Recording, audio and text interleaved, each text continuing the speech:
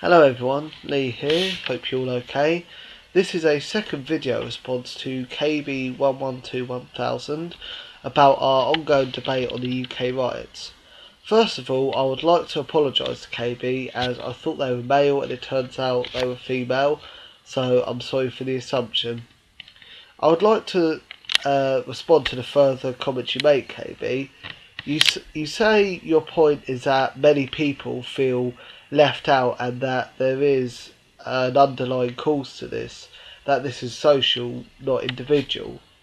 I understand your point that there is a lot of causes as to why people feel they could riot and loot, but individually they have to take responsibility for what they did, and parents have to take responsibility for any kids for their kids if they were involved in the riots.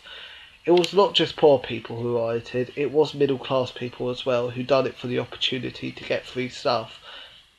Nothing can justify stealing and burning down someone's house or shop, whether you're poor or not.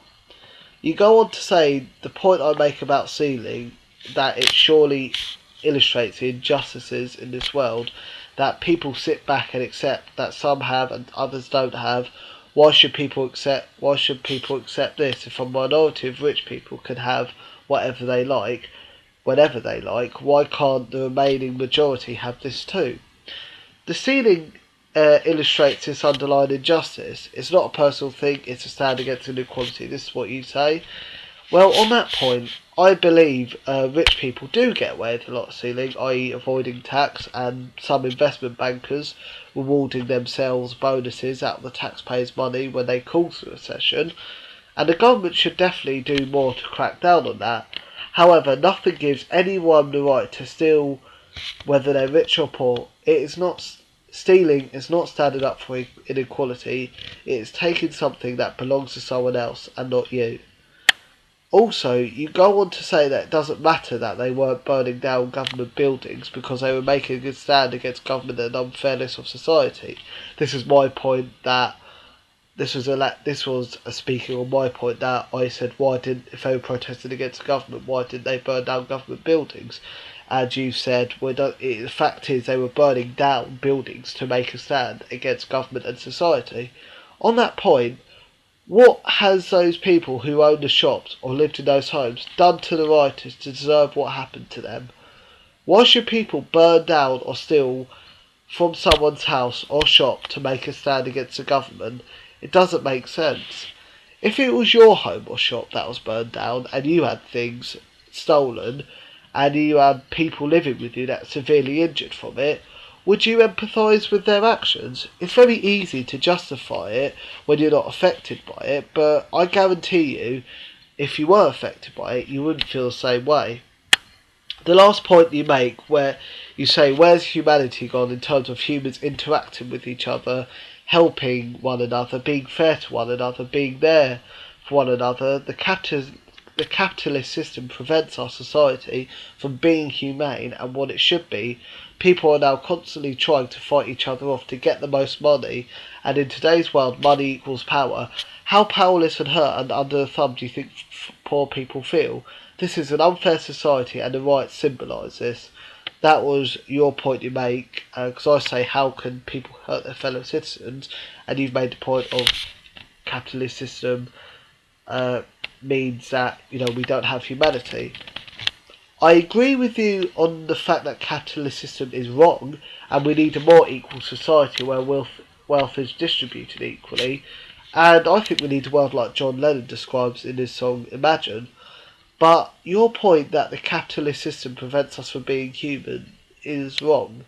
I care about the people that are close to me, I treat people equally and fairly, and I'm there for people. I help the less fortunate than me, and I'm sure you do as well. And also, the way people and communities helped each other after the riots shows humanity at its best. It doesn't matter whether it's a capitalist system or not. Okay, it doesn't make things better, but people can still be humane whilst living in an unfair system. And by the way, I'm working class and I'm really struggling to find a job because unfortunately in this world it's about who you know rather than what you know. And I feel I'm being treated unfairly because I know how I have the skills to do admin work, but nobody will employ me for whatever reason, so I'm feeling very powerless. But why am I not writing and stealing? Because I know it's wrong. Some people don't know it's wrong and they need to be educated properly, but being poor doesn't give you a good reason to write and loot from shops. And one last point, if these people really were protesting against the capitalist system, why, why didn't they try and get as many people on their side as possible rather than alienating them by ruining their communities? The truth of the matter is, some of these people didn't think before they acted for a number of reasons. My final point is that if we want to change the system we have, we should go out campaigning, go to people's doors with leaflets explaining how we can have a fairer system and how unfair the current system is. March in the streets and try and get on TV and the internet to make our point. Peaceful protesting may not work that well, but you're more likely to get people to empathise with your argument if you're peaceful than if you destroy their communities. So if you could get back to me on this, I would much appreciate it. And to anyone else watching, feel free to comment and debate with me on this as well. This is Lee here, defending peace, love, freedom and justice.